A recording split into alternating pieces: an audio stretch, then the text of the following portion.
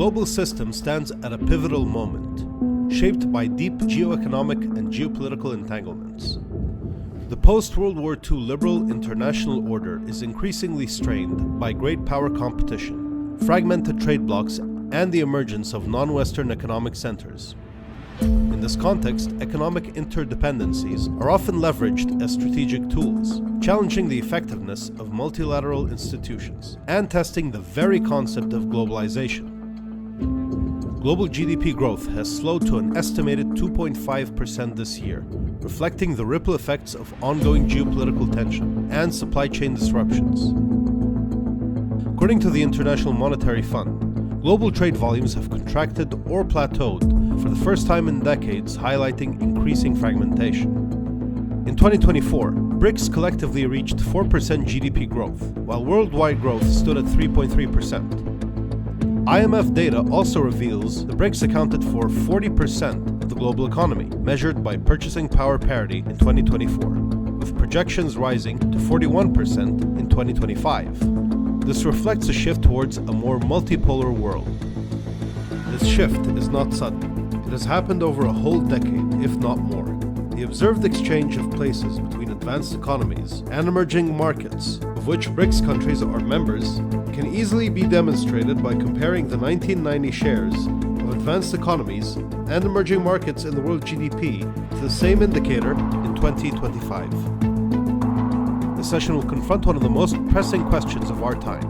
Can the current world order be reformed to address today's crises, or has the need for change become so fundamental that a new global architecture is required? Featuring leading strategists with diverse regional perspectives, the discussion will move beyond identifying points of weakness to exploring the principles, institutions, and mechanisms that could underpin a more sustainable, equitable, and resilient world order for the 21st century.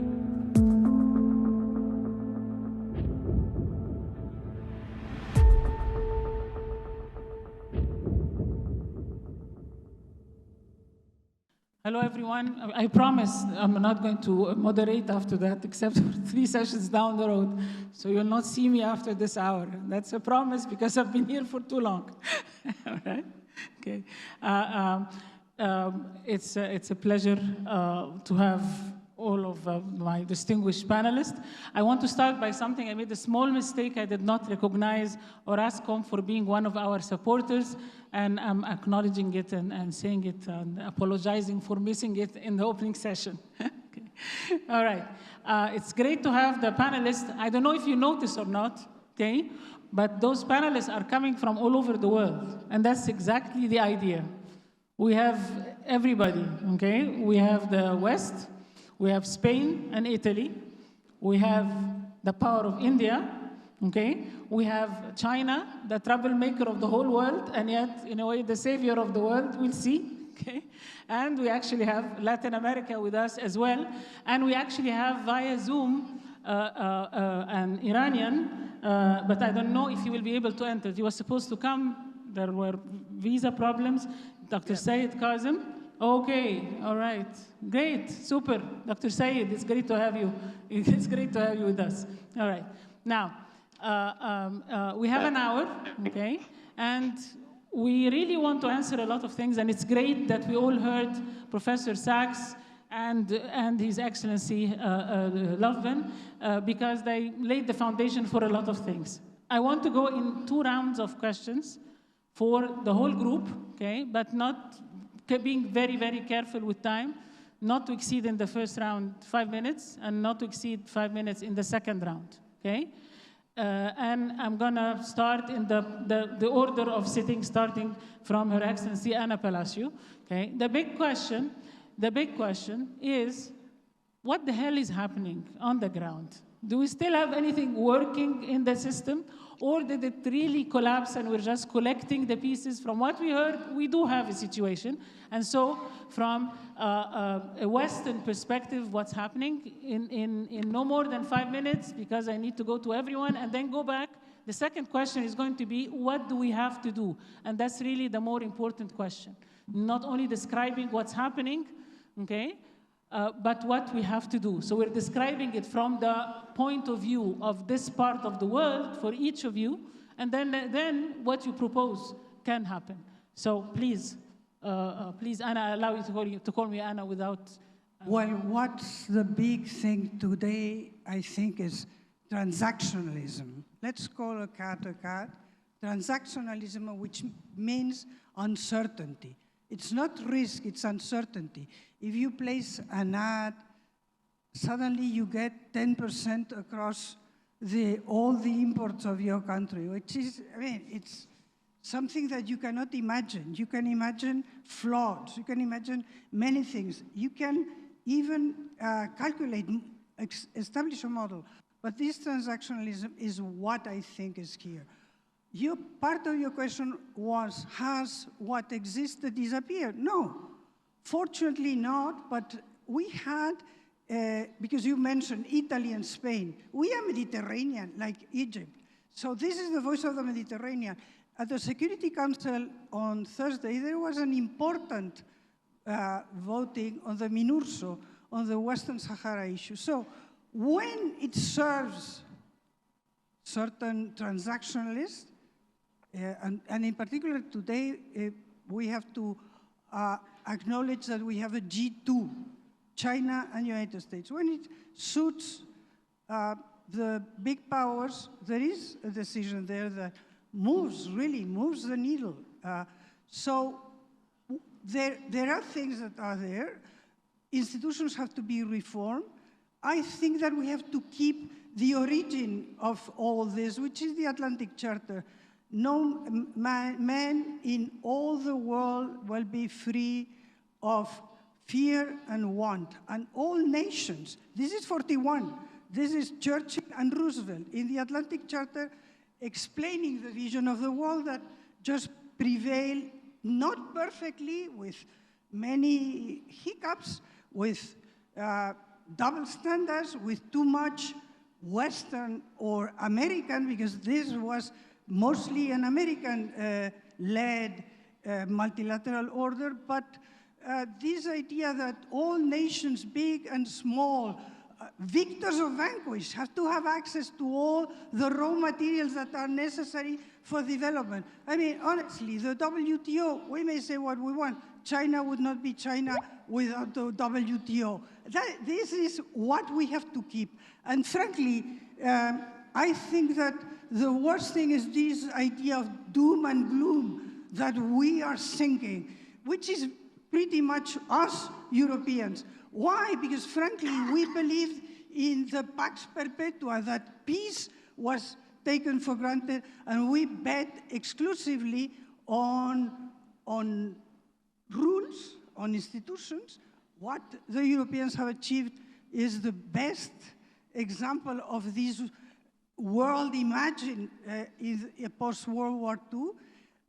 But now we have to come to the reality that this is for us a world of unpeace, plus a world of uncertainty. And we have to get our act together. We have to spend in defense. We cannot count on the security of the United States. But this is it. I mean, it can be done. There is, my final sentence, there is a need, there is a will for rules that might not be just exactly the inspiration of liberal democracy, but for rules that are against uncertainty. The only thing that prevents uncertainty is rules and institutions. And this is all the world that doesn't have the luxury of being transactionalist, which is everybody except the G2 and Russia, that is a junior partner today of China. The rest of the world, starting from India, the European Union, Africa, Latin America, we want rules because we want certainty. We want to be able to know that what are the taxes, and this is our challenge, to rebuild and to coalesce. Thank you very much. Rules prevent uncertainty. But what if countries do not obey the rules? big players do not obey the rules, what's going to happen? No, that's not a question. That's just a comment, because we're going to continue the circle. Okay, Samir, how does India read what is happening now? Look, thank you for having me and congratulations. And Abla, wish that the Cairo Forum becomes the definitive forum where the world can have conversations. And you become the hub like you were in earlier times of wisdom and progress. And let me start with that particular ethic and just remind everyone that it's not that it's because of the WTO that the Chinese are the largest GDP in the world.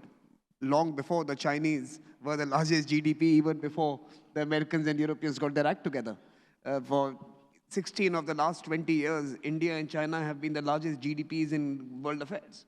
So thank you, but no thank you. It's not because of the American-led order that all of us have progressed. We were progressing well and good before you discovered us. So I think we have to be a little humble, and we have to agree that there were systemic flaws in the last 75, 80 years of our existence. There were biases and perversions, and there were hypocrisies and double standards, like you rightly mentioned. And that is leading to the unraveling of the design, the template that we saw. And certainly, it would be rich to suggest that those rules and those frameworks and designs were made for the benefit of either China or India or the rest of the world. They were made for the purpose of Pax Americana and for a Western Atlantic and Western European and American order that served you well. And in many ways, what is really happening is the unraveling of that Atlantic order and the birth of a new order, which will require negotiations, which will require a new design, which will require new voices, and perhaps even new templates. So I think there are 4 things that are happening at this time. And Abla, you heard the short take yesterday from me when we were having dinner. But I think these are the 4 things that are happening. Number 1, America, rightly or wrongly, and I say wrongly, but Americans have reached a different conclusion, believes that the last 80 years were unfair to America. And I think it's laughable. But that is the American assessment of the world today, that it was unfair to them, and they are renegotiating their place in the world, and they are doing it like any big, huge power does, picking everyone out individually and alone. They don't care about the blocks and the regional architectures and the larger arrangements. They deal individually with the countries they want to deal with and ignore all the others. So they will deal with Indonesia, not with ASEAN.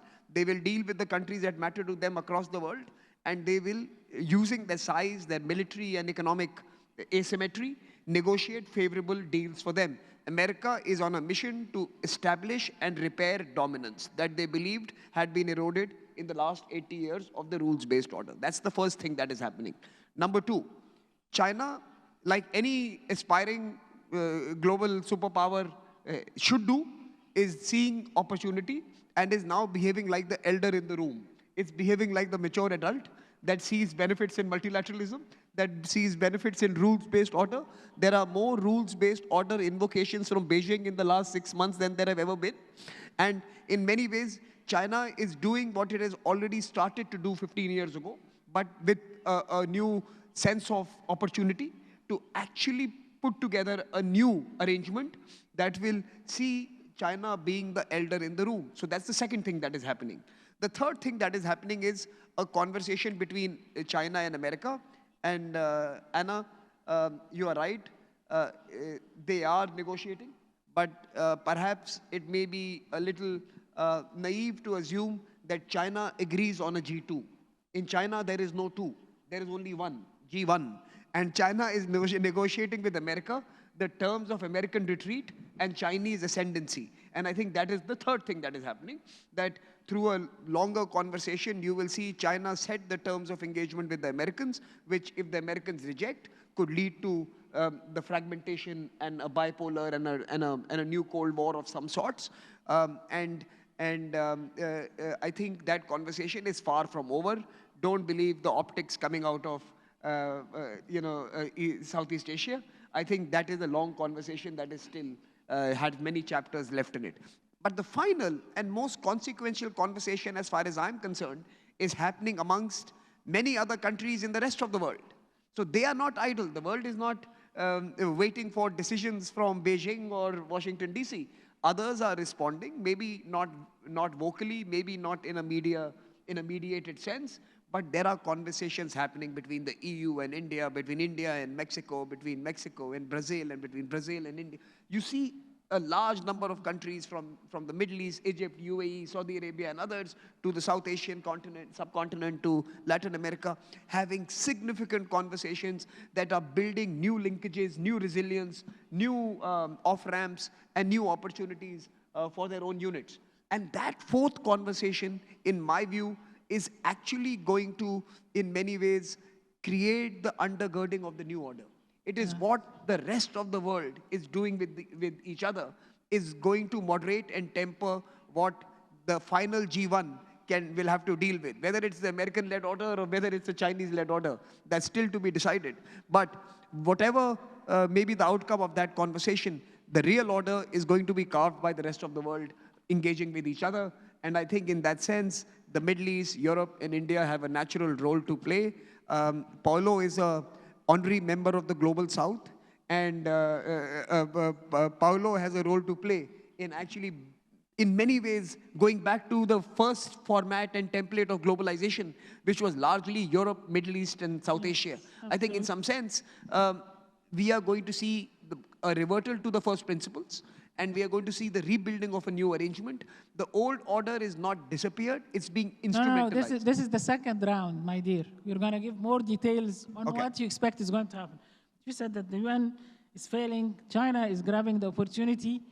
Let's see Italy. Paolo, what do you think? I think Anna and myself, it's not Italy, it's Europe. That's the point we have to share in these occasions. I think you have three questions for this session. Is the old order still on? The answer is no. Do we need a new order? The answer is yes. But the point is how, with whom? Jeffrey Sachs was very clear. He said, forget United States and go with China. That was what he said. But the first doubt is, can we imagine to rebuild an order without a major power? You can run UNESCO, as it has happened in the past, without a US presence, but can we really believe we can run an order without the US? Clearly, what Trump is doing makes it clear that there is no way to negotiate with him on a new order, but the big theoretical, and not only theoretical, question is it feasible and real to build a new order without the US? The second issue is, it's clearly, as Samir said in his last point, there is more common ground between Europe and other parts of the world right now. What is called the Global South, the New South, call it as you want, does not want to dismantle the order, the existing order, but wants to amend it and to have more representation. And Europe as well wants to preserve the order and is aware of renewal needs around the world. But at the same time, we do not want to lose representation. So this is a typical bargaining moment in which we believe an order is needed. Someone wants more power or representation. We don't want to lose too much power, but this is something you can work on. The point is, in this positive outlook, is on one side, I'm not so sure in Europe we would be all happy to partner up, to have a partnership, a strong partnership with China as a possible G1, as an alternative to the United States. This is one point. The second point is very serious, is that within the two camps, Europe and the South, or the Global South, there are divisions. Division which make it more difficult to find an agreement on designing a new order. We have division in Europe, those who are not willing to break up with Trump, for example, and those who are more open. There are divisions given by countries which sees it more dangerous to lose power that we have in the existing order. And there are also worried that the more we accept, give concession to the global south in this new order, the more nationalistic party in each country will say, you see, we are losing, Prime Minister often said, my country first is not only United States, we have that in many countries in Europe, and if you open up to a more balanced order, you lose something, and nationalistic party would say, look at that. And the same division are within the other camp. There are clearly divisions between the China's vision and other countries' vision that you mentioned, G1 versus G something else. And so this does not help. So what the final result? I don't think we should expect any new San Francisco or Bretton Woods atmosphere and climate in the future, but we should not expect any UN reform. I mean Security Council. This is where the distinction will make it impossible to change. But at the same time, we could work on a few basic international rules agreed upon many countries, and then flexible coalition of the willings on a regional base or not to implement that. I don't think we could expect more right now, but that should be something we should work on. Thank you very much, and very useful with clear points that we are going to go back to in the second round for sure. China. Everybody's talking about China. Very often, China is not on, on the panels. There hasn't been a single international conference where I've been where everybody's talking about China, but China is not there. So I'm very glad that you're here. So now you can speak for China and say what the hell is happening now in the world. How does China see it? Thank you. I'm from China, but also I have the privilege. I used to be the CEO of International Finance Corporation, so I have I think, unique perspective to discuss this interesting question. I think my observation among the panelists here and others, there is a belief there's a zero-sum game. China does not believe there's a zero-sum game. We believe, look at the history over the last 30, 40 years, China has become what it is because we have been part of the world. And we have been able to work with everybody to do things together to kind of create more value. People talk about G2. I don't believe China believes in that narrative. We believe we are part of the global community. The bigger countries, particularly United States and China, has special responsibility to be the leader, but doesn't mean we will determine everything for everybody else. So that's really the fundamental, I would say, the belief for the Chinese. You know, China, US, often they are talk about we are like enemies. We are not. You know, the three principles President Xi has been repeating over and over again. How do we deal with America? Three things. Number one, mutual respect. We do not want to be bullied, but we are not going to bully anybody else. That has been shown over the trade war and other wars, you know, technology war, this and that. Number one is mutual respect. Number two, peaceful coexistence. There will be different views, but we need to negotiate. Number three, win-win collaboration. That's not only, in my view, applicable to the China-US relationship, that's also applied to a lot of other situations China dealing with, like India. We have, you know, two countries have a lot of common things, but we have some issues. We need to sort it out. If you always believe there's a zero-sum game, you're trying to find a winning party to be, particularly mid-sized, small countries. You've got to have a partner with the US and Europe and others. You're constantly trying to kind of, in my view, trying to seek not the first best outcome. I think, you know, there are a lot of things we can talk about. If Chinese belief is really, for the next 10, 20 years. Clearly, this is the most pivotal moment in global community, right? A lot of technology changes, income inequality, create a lot of issues. People talk about the climate change. We all agree, unless we work together, there's no solution. But how do you work together? If you believe there's always a winning part and losing part, I think we are not going to go very far. And I would just say, in terms of the global architecture, I would say the United Nations is continue to be the central part of multilateralism China will support. The World Bank, International Monetary Fund, WTO, these are the platforms we have built. There's no reason they cannot be reformed. And people keep talking about China trying to set up a separate shop. That's not true. Asia Infrastructure Investment Bank is really trying to fill a gap in the global infrastructure financing. There are a lot of other areas. I think if we get rid of this zero-sum mentality, always believe China wants to be number one, China will do its own thing to develop itself. We often say in China, what is our goal? Our goal is a better China for ourselves. And I just want to conclude here, just the next 10 years, this is what the Chinese go. We just had a plenary session just last week, and set out the next 5 years, next 10 years plan.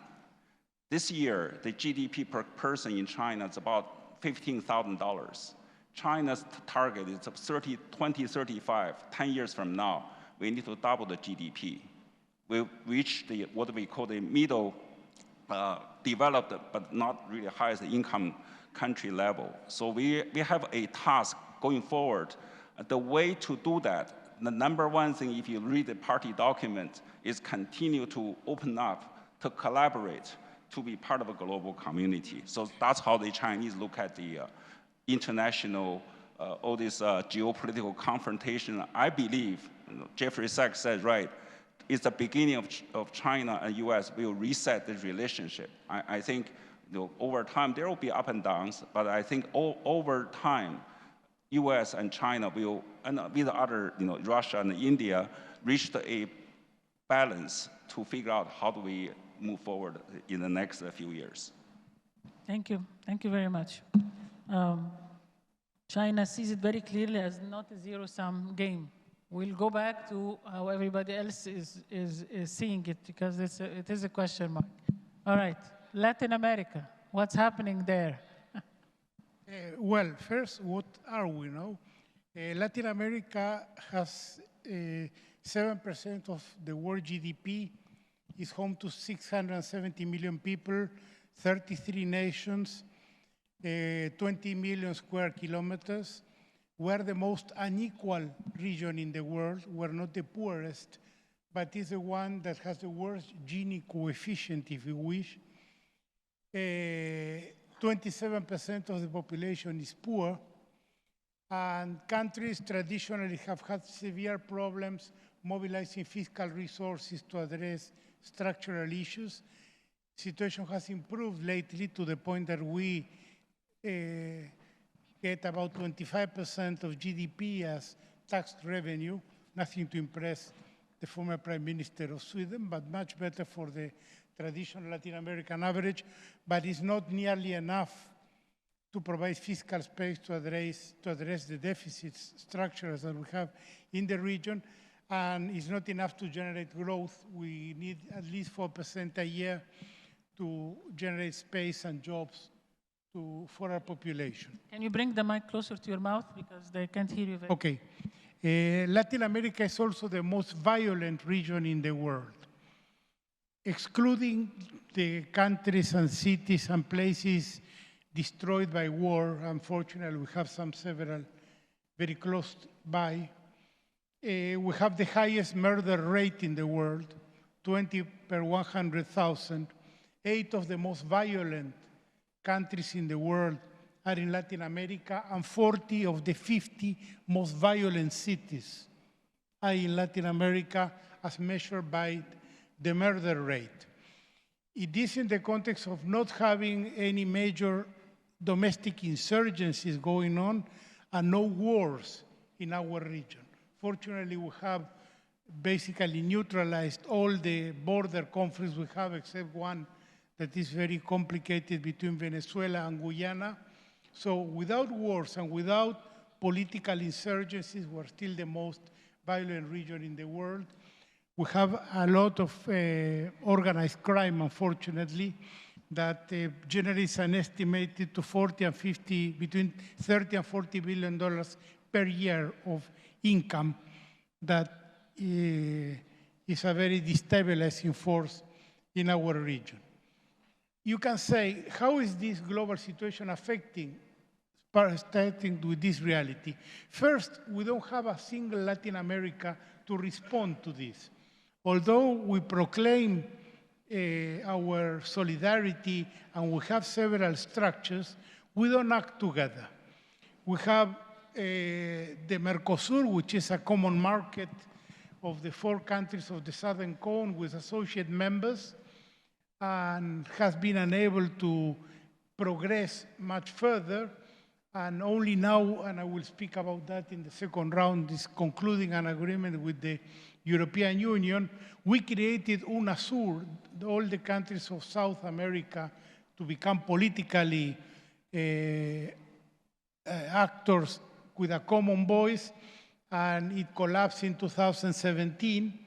We have CELAC, which includes all the countries of the Americas, except the US and Canada, that was established in 2011. But the problem we have is that the common interest has not been able to overcome the national positions of the countries. So if we have a wave of left-wing governments or center-left governments as we had 10, 15 years ago, we put together institutions that align with that vision. But then we have a reflux, and we have governments of a different political sign, and the collective structures collapse. So we have not been able to generate what I would call a common policy as a region, even on issues that are of direct interest to us. I will finish this first part with a short presentation of the relation of the region with the US, and then we'll go to how the crisis is affecting us together.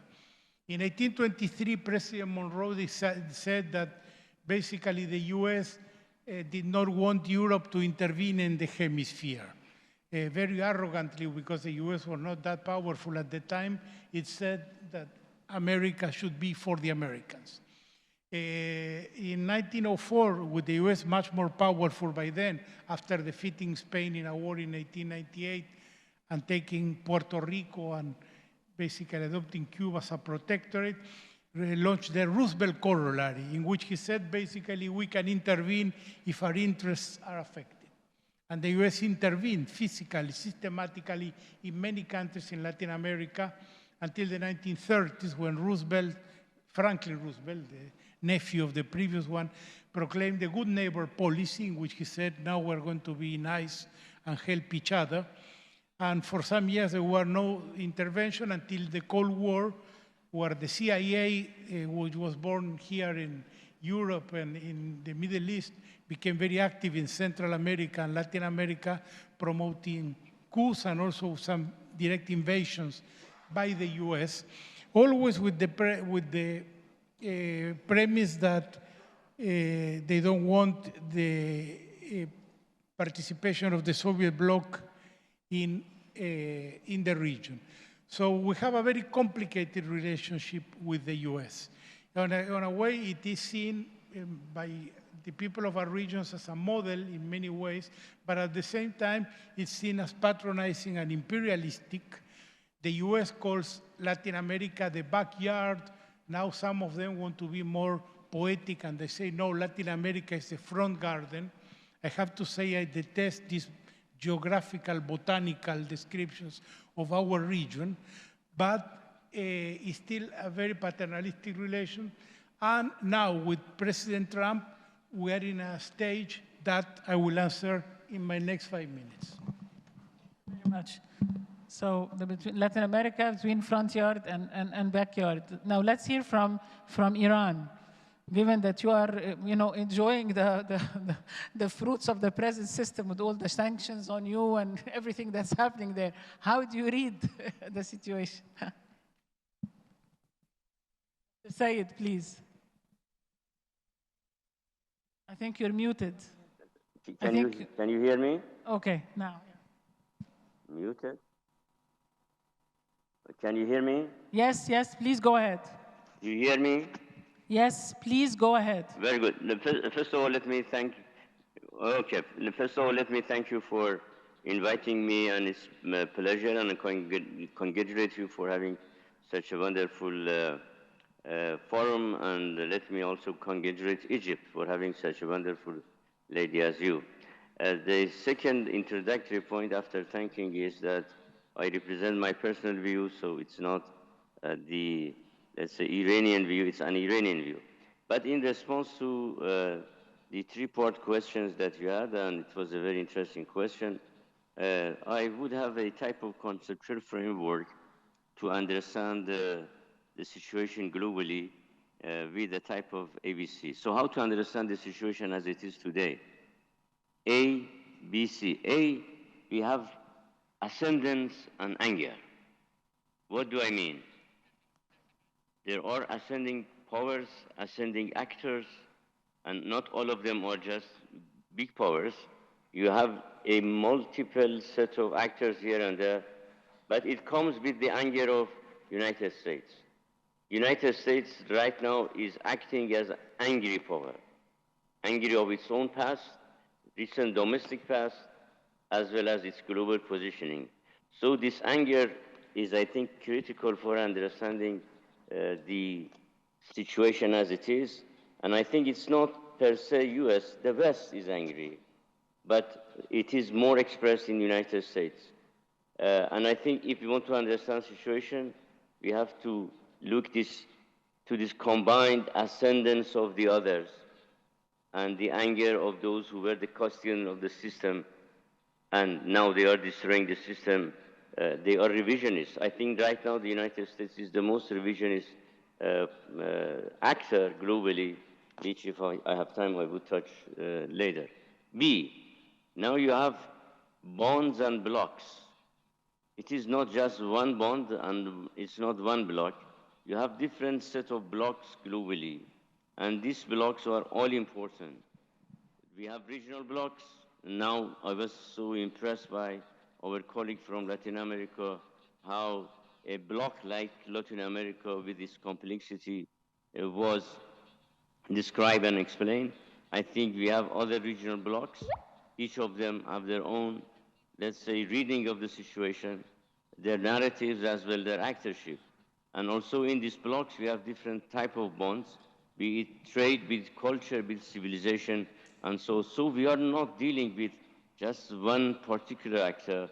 We have different blocks of institutional nature, of normative nature, of actorship nature. But let me go to my C. Conflict and competition. For sure, we are going to have conflicts. God saves. I hope these conflicts wouldn't be militarized. But we see the militaristic tendency, as we have seen in Venezuelan case these days, and we saw in our Iranian case, a US-Israeli attack on Iran. So there is militarization. I think no other time in modern history we had such militaristic language, and what you saw in Gaza during the last 2 years. I think this militarization is the maximum form of, let's say, conflict. But we have also competitions of different nature.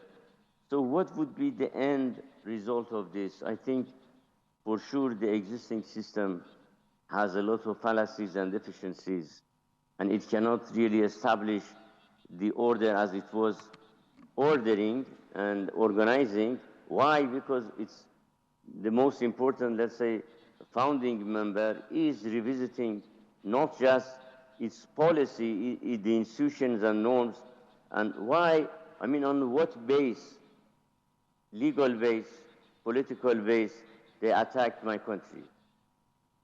We were negotiating. So the institution of diplomacy was attacked.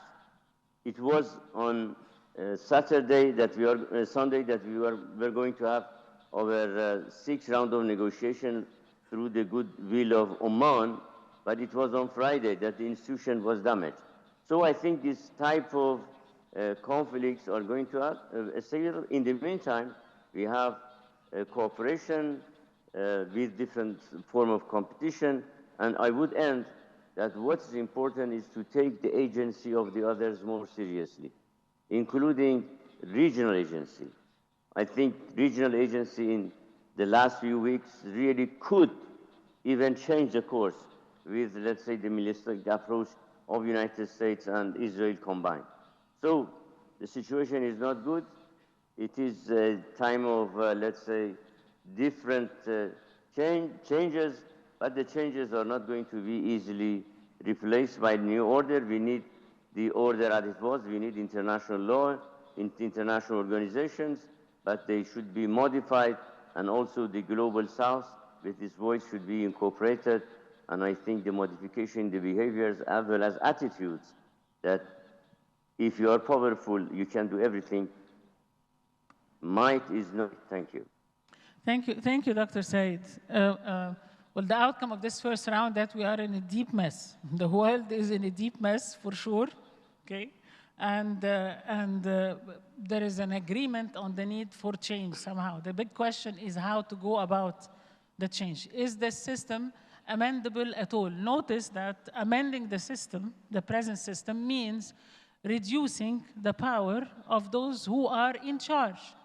So can the system correct itself? This is a concern, all right? Can the system correct itself at all, given that correction means being more fair to everybody else, and it means reducing their power? Is this possible to happen, given that there are so many blocks, that so many relations between countries, as Samir suggested?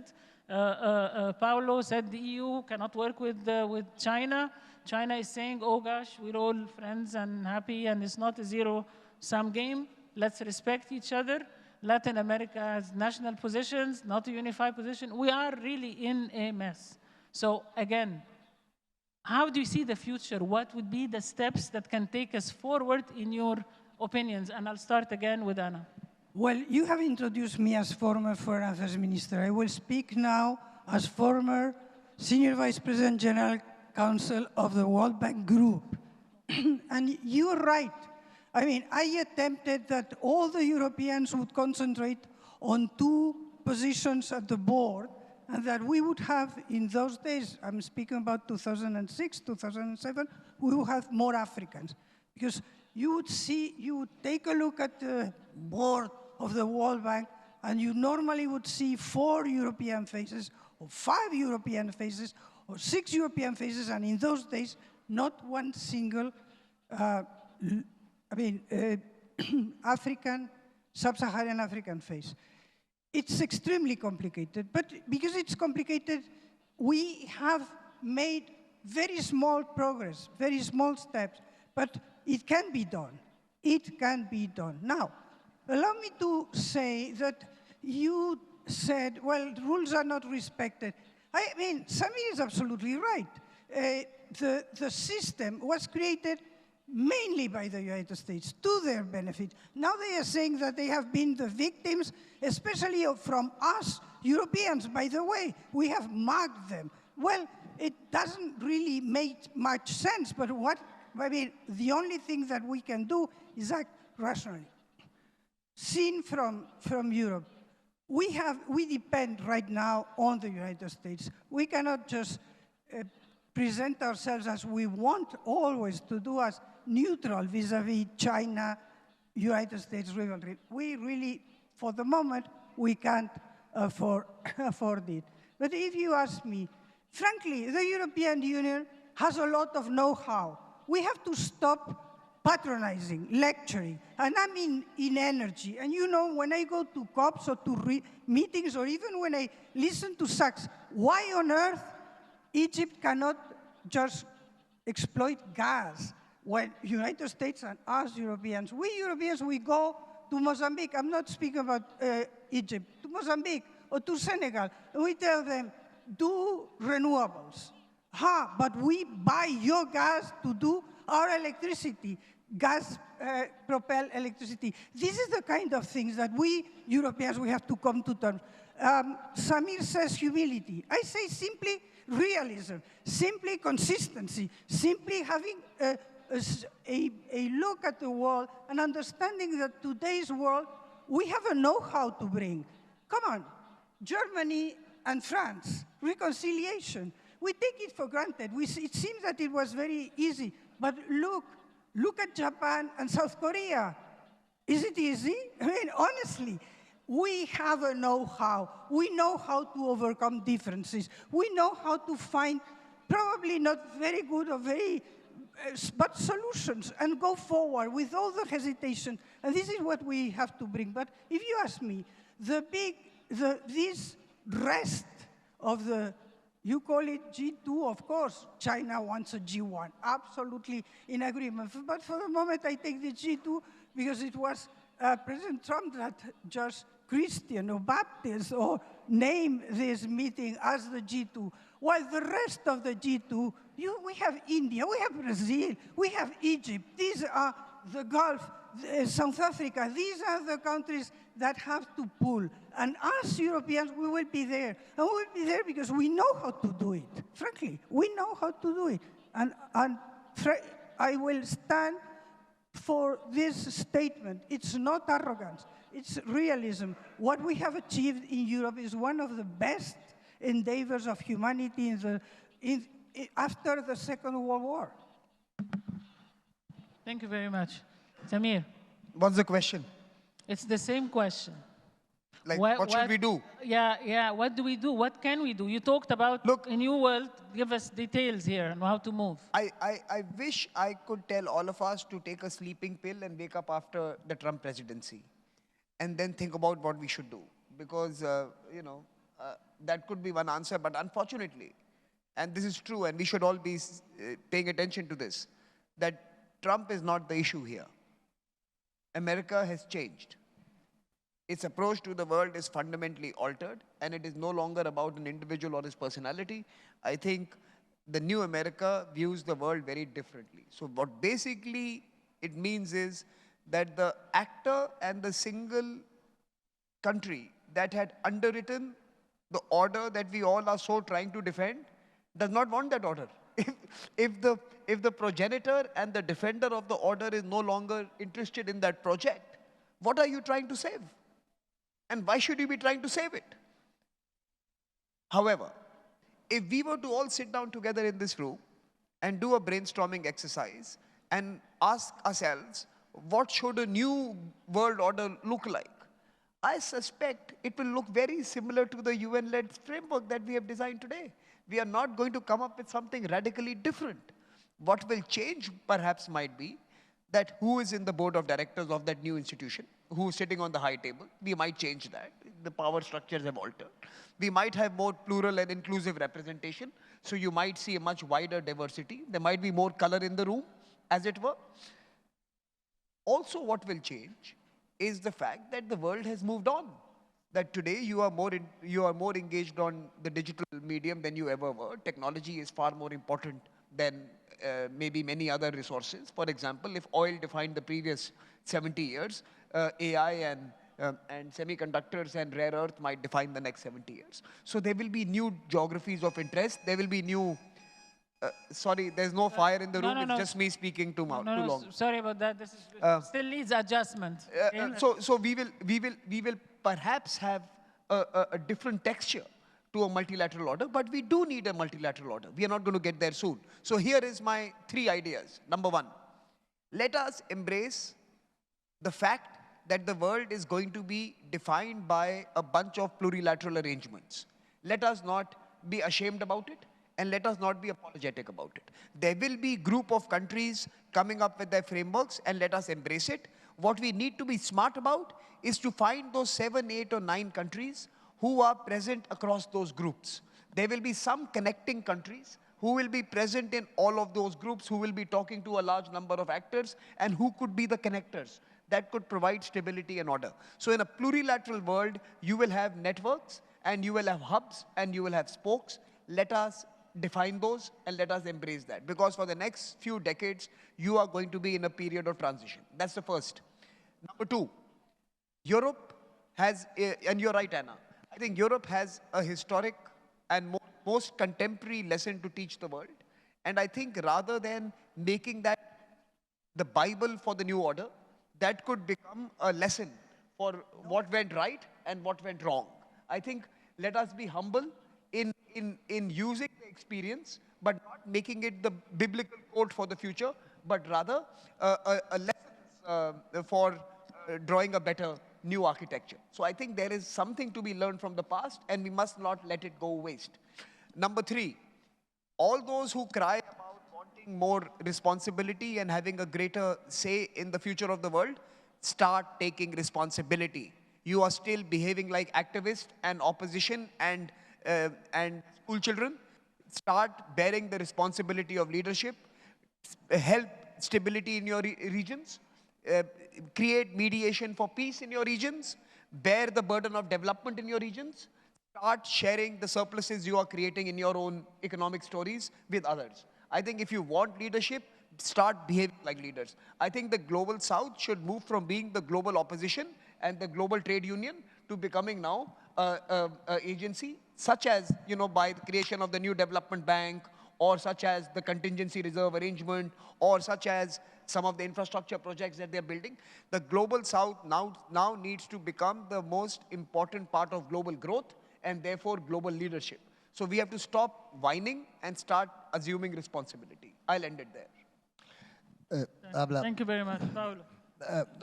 on the negative, to answer your question, on the negative side, I'm worried, as I said, that building a new order against the US or taking appeals to wake up after the end of Trump, making sure that it doesn't stay for a third term, and then it would be in a problem.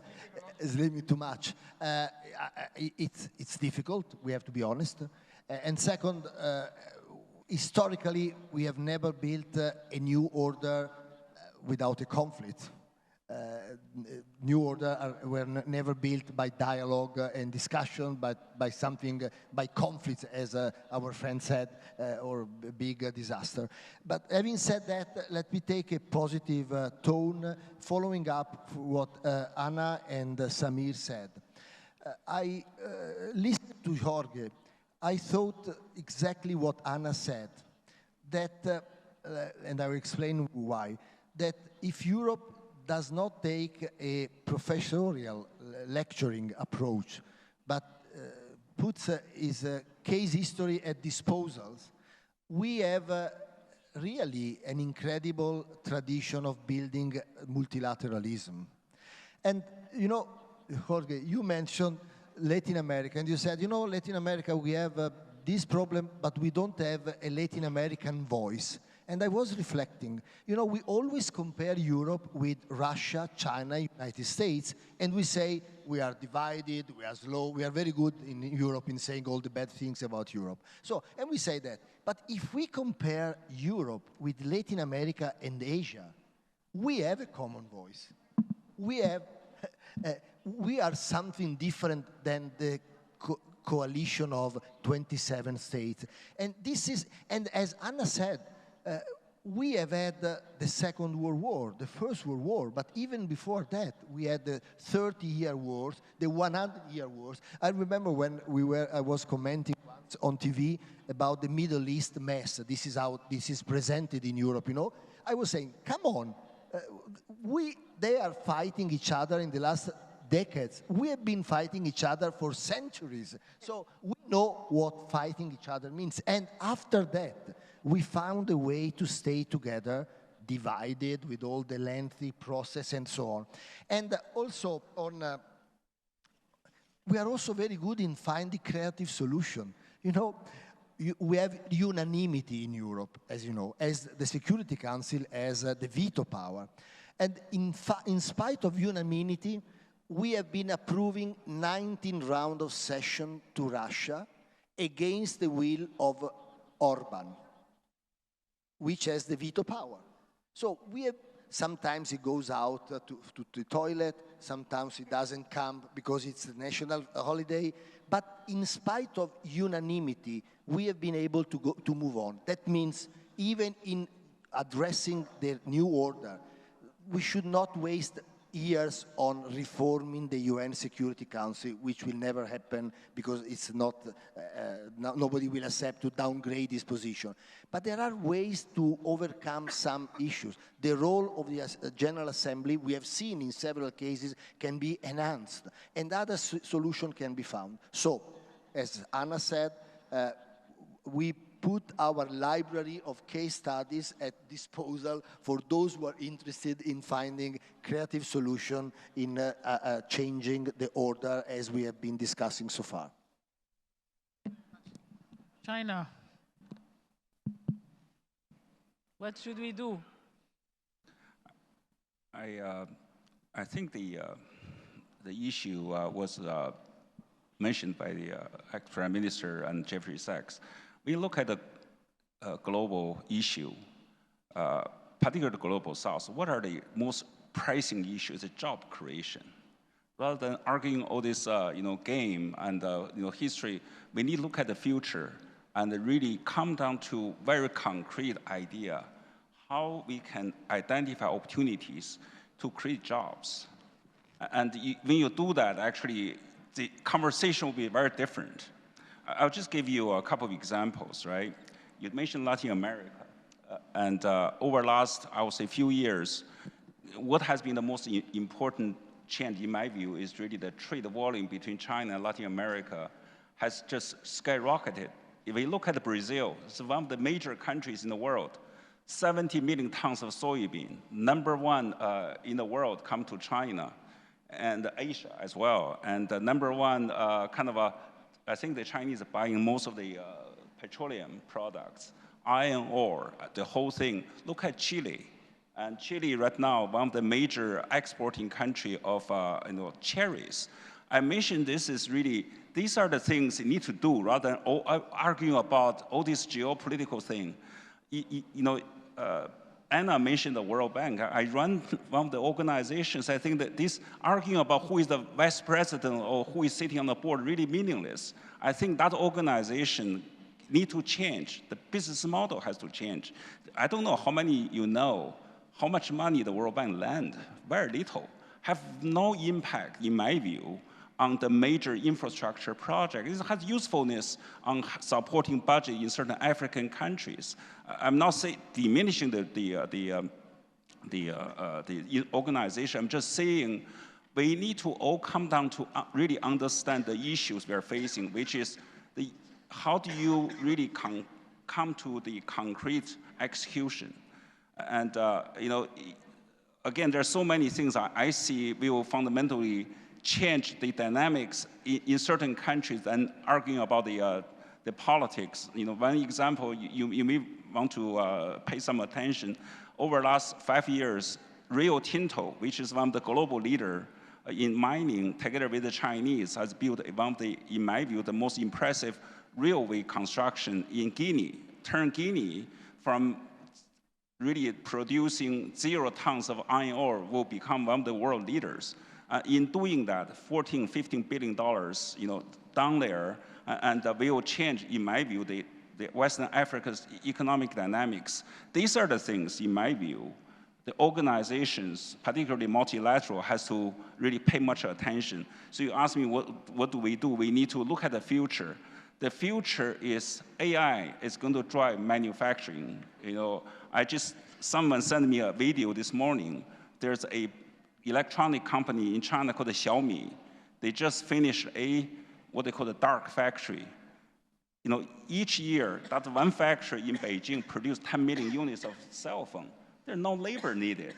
They need 20 engineers to monitor the robots. These are the future we are facing. How do we, really steer our society to get education, to figure out what are the fundamental enabling ecosystem we need to build? In my view, I have passion on this. The #1 issue for Africa, also for Egypt, is electricity. We need to have stable affordable and sustainable electricity. On this point, I'm a little bit disagree from Jeffrey Sachs. I think that natural gas continue to play an important role. And how do you combine that together with solar to create I would say, the foundation for jobs? If you don't have electricity affordable at the level competitive, you have no chance to get the manufacturing jobs. So these are the things, in my view, we need to pay much more attention than arguing about all this, gaming, different organizations. Frankly, I'm sure many of you have gone to so many forums talking about this forever, but what are the outcomes? That I often question about those kind of idea of by being a part of a clique and you can achieve some goals, really focus on execution is much more important. Yeah. So you want to be very pragmatic, focus on the technical issues, and let's forget those political relations and stuff, and take it from here. Okay, point of view. Latin America, other than killing everybody that's not doing a good job in the world, because this seems to be the easiest thing that you guys are doing. The positioning of Latin America in this new global context is going to be heavily conditioned by the explicit, get it closer to your mouth. by the explicit decision of the US to include Latin America in its own national security strategy as part of the homeland security dimension, which means that it will give a priority which it had not been given before to the political situation in Latin America, influenced, one, by migration. As you know, it's one of the biggest issues of Mr. Trump, and the idea of stopping the flow of migrants and also deporting. They're talking about deporting up to 25 million people, of which 80 or 90% would be from Latin America. Is part of the policy the US will put in place.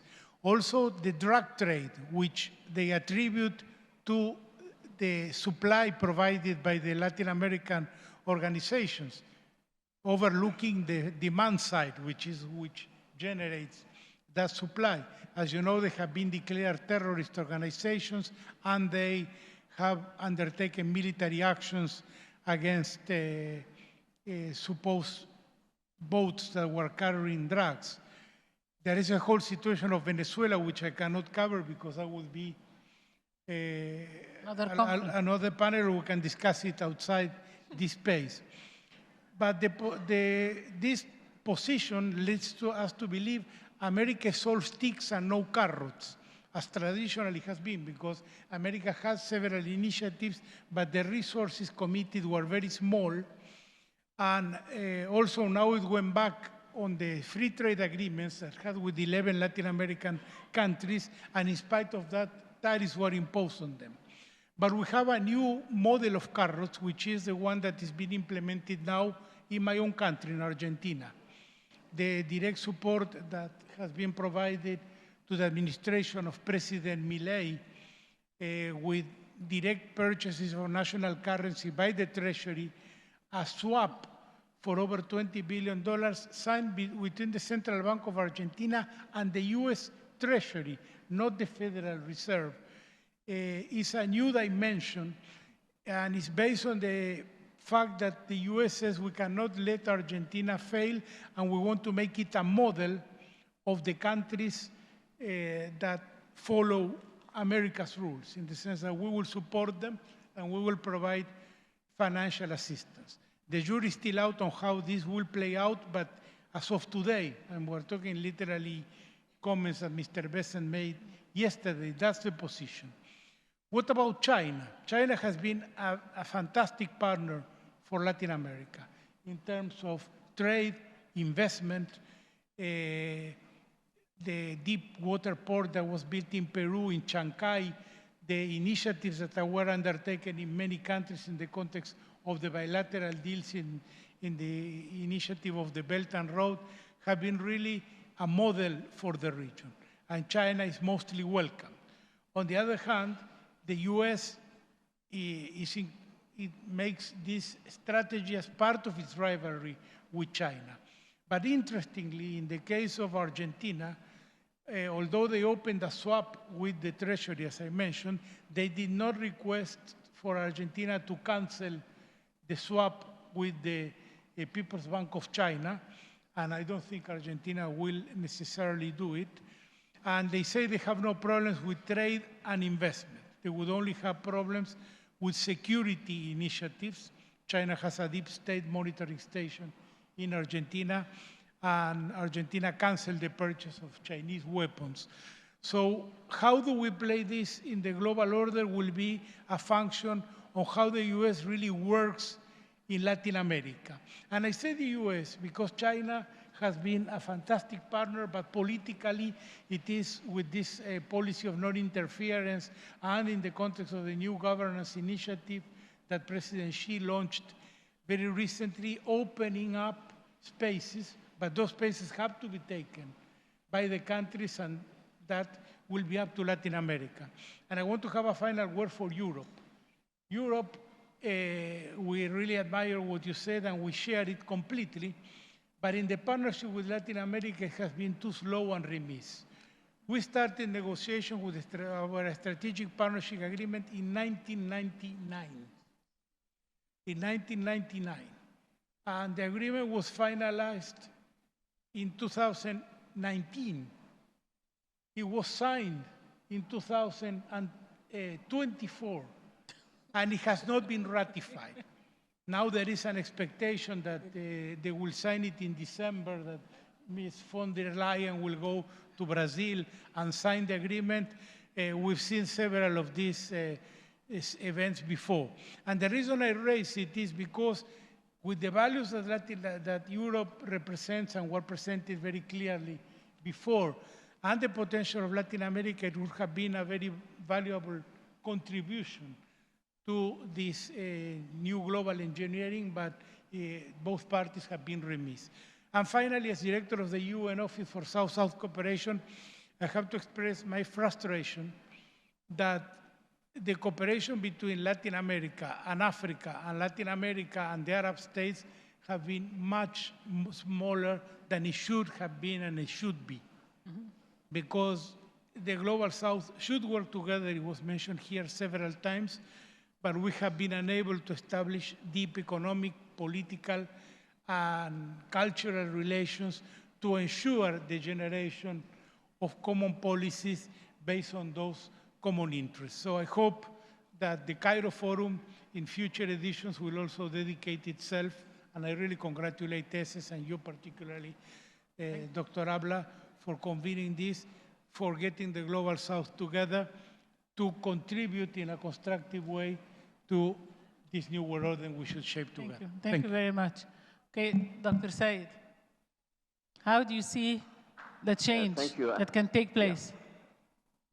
How can the change take place? We can fix the change. And let's have it briefly. Yeah. I think again,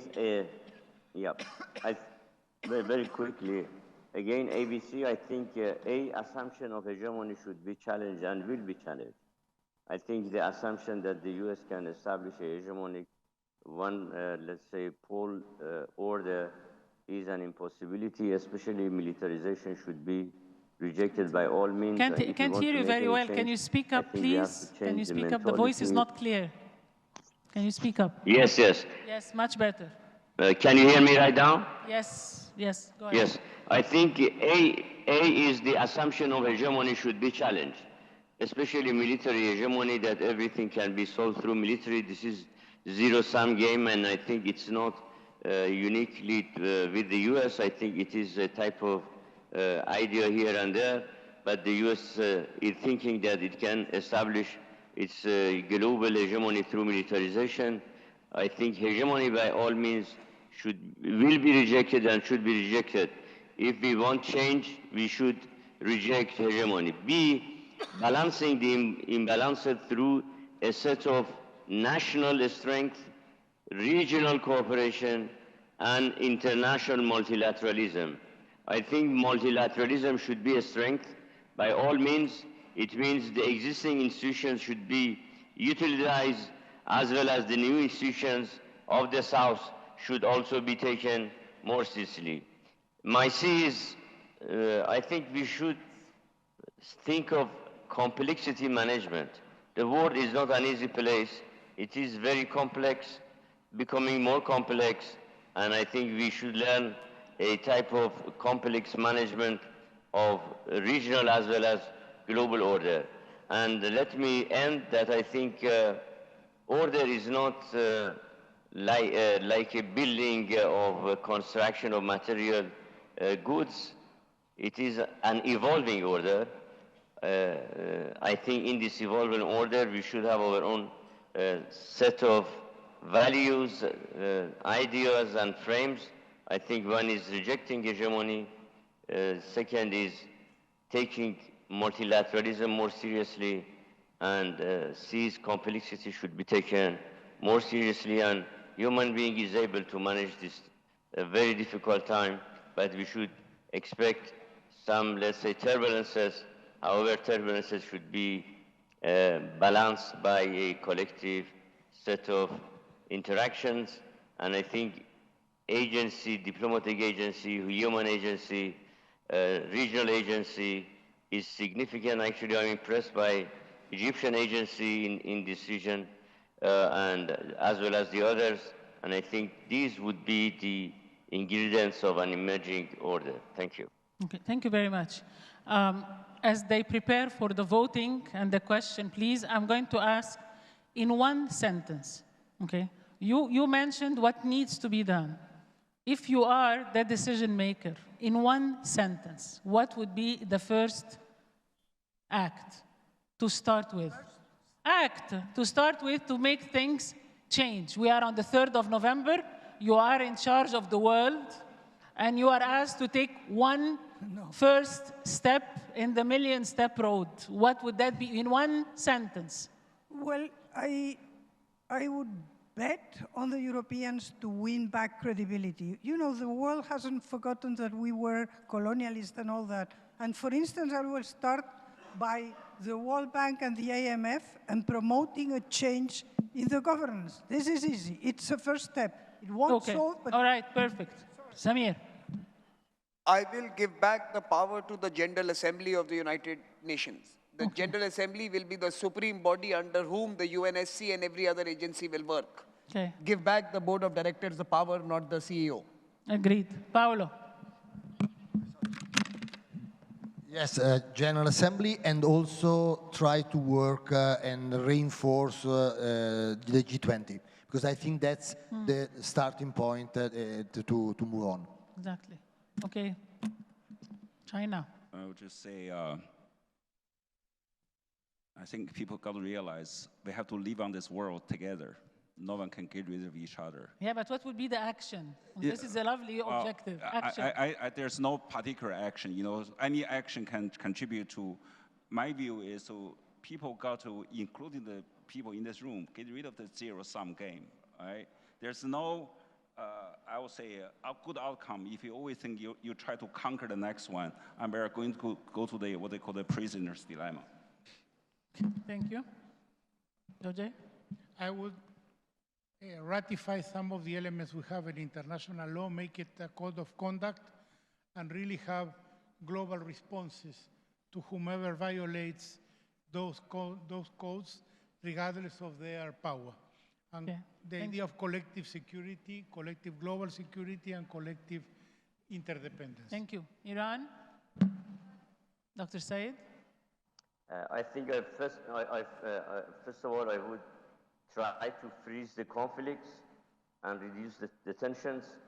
Second, I would very much emphasize on the utility of international.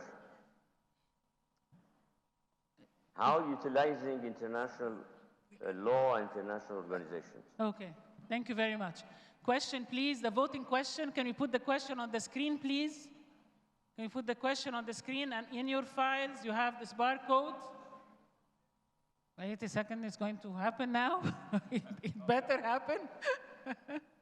Yeah, okay. All right. Okay. They already start, okay.